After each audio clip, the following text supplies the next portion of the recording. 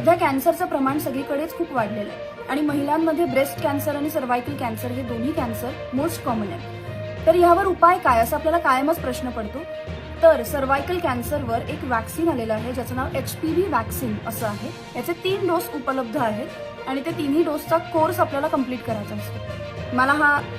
मला हे सांगायला खेद वाटतो की मला ही गोष्ट माहिती नव्हती. हे वॅक्सिन येऊन आता बराच काळ झालेला आहे, तरी सुद्धा हा अवेअरनेस अजूनही महिलांमध्ये पसरलेला नाही.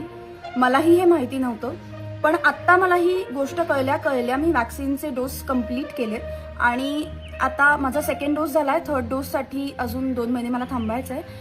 तर मला असं वाटतंय की जास्तीत जास्त महिलांपर्यंत हा अवेअरनेस पोहोचणं गरजेचं आहे. तुम्ही आता पुरुष कुणी हे बघत असतील तर तुमच्या आजूबाजूला कुणीही महिला असतील, मुली असतील तर त्यांच्यापर्यंत तुम्ही ही इन्फॉर्मेशन प्लीज पोहोचवा. तुम्हाला कुठे घ्यायचं वॅक्सिन हा प्रश्न असेल तर तुम्ही तुमच्या गायनेकोलॉजिस्टला आधी कन्सल्ट करा. त्यांच्या कन्सल्टेशननी तुम्ही पुढची प्रोसिजर करू शकता. ॲटलिस्ट त्यांना एकदा जाऊन भेटा, याबद्दलची माहिती घ्या.